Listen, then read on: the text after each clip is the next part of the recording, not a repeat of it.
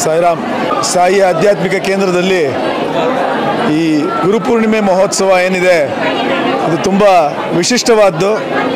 ಗುರುಪೂರ್ಣಿಮೆ ಪ್ರಪಂಚದಾದ್ಯಂತ ಮಾಡ್ತಾರೆ, ಆದರೆ ನಮ್ಮ ಸಾಯಿ ಆಧ್ಯಾತ್ಮಿಕ ಕೇಂದ್ರದಲ್ಲಿ ಗುರುಪೂರ್ಣಿಮೆಯನ್ನು ವ್ಯಾಸಪೂರ್ಣಿಮೆ ಅಂತ ಆಚರಿಸ್ತೀವಿ. ವ್ಯಾಸಪೂರ್ಣಿಮೆ ಅಂದರೆ ವ್ಯಾಸ ಮಹರ್ಷಿಗಳು ಹುಟ್ಟಿದಂಥ ಒಂದು ದಿನ ಇವತ್ತು. ಅವರು ವೇದಗಳನ್ನು ಬರೆದಂಥ ಒಂದು ದಿನ.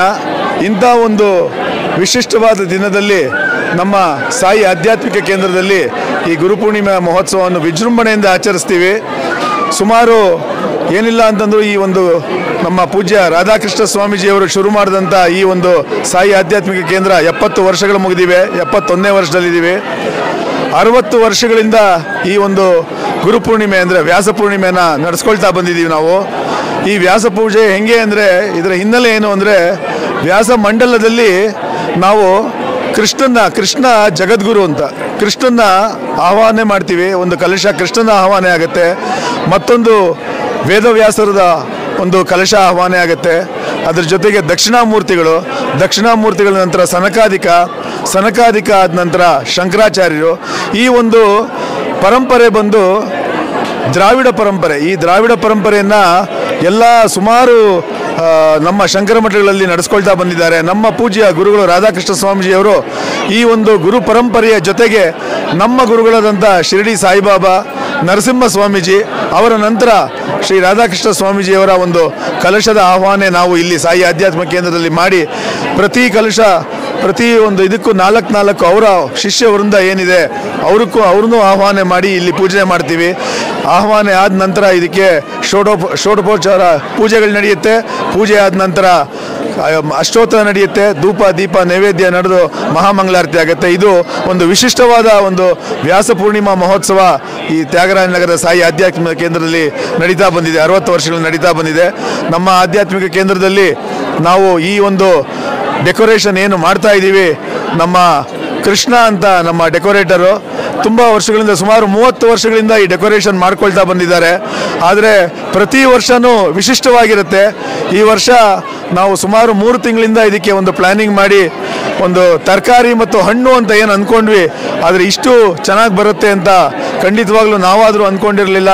ಒಂದು ತುಂಬ ದಾನಿಗಳ ಸಹಾಯ ಮತ್ತು ನಮ್ಮ ಕೃಷ್ಣ ಅವರ ಸಹಾಯದಿಂದ ಇದು ತುಂಬ ಅದ್ಭುತವಾಗಿ ಬಂದಿದೆ ಅಂತಂದರೆ ಖಂಡಿತ ಸುಳ್ಳಾಗಲಿಕ್ಕಿಲ್ಲ. ಈ ಒಂದು ಏನು ಜನಸಂದಣಿ ಇದೆ, ಬೆಳಗ್ಗೆ 6:30ಇಂದ ಈಗಾಗಲೇ ಸುಮಾರು 60-70 ಸಾವಿರ ಜನ ಬಂದು ಈ ದರ್ಶನ ಮಾಡಿದ್ದಾರೆ. ನಮ್ಮ ಗುರುಪೂರ್ಣಿಮೆ ಪ್ರತಿ ವರ್ಷವೂ ವಿಜೃಂಭಣೆಯಿಂದ ನಮ್ಮ ಸಾಯಿ ಆಧ್ಯಾತ್ಮಿಕ ಕೇಂದ್ರ ನಡೀತಾ ಬಂದಿದೆ.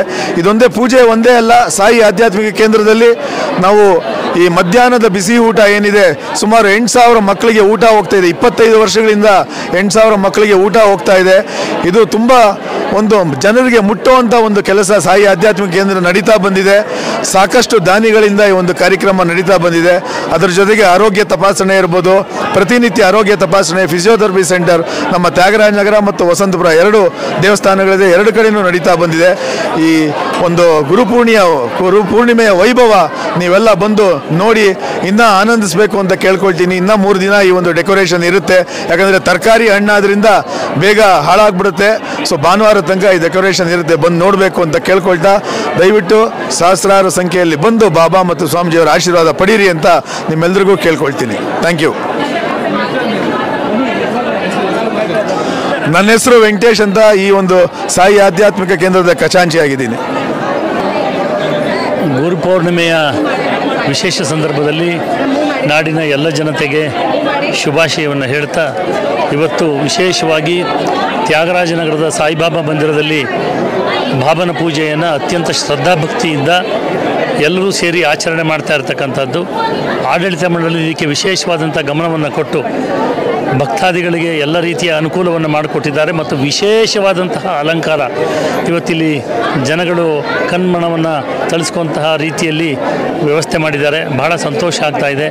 ಬಾಬನ ಆಶೀರ್ವಾದ ಎಲ್ಲರಿಗೂ ಲಭ್ಯ ಆಗಬೇಕು. ಗುರುಪೂರ್ಣಿಮೆಯ ದಿವಸ ಗುರುಗಳ ಆಶೀರ್ವಾದ ಎಲ್ರಿಗೂ ಸಿಗಲಿ ಅಂಥೇಳಿ ನಾವು ಪ್ರಾರ್ಥನೆ ಮಾಡ್ತಾ ಬಾಬನ ಆಶೀರ್ವಾದ ಮತ್ತೆ ಎಲ್ಲರಿಗೂ ಸಿಗಲಿ ಅಂಥೇಳಿ ಮತ್ತೊಮ್ಮೆ ಪ್ರಾರ್ಥಿಸ್ತೇನೆ. ನಮಸ್ಕಾರ.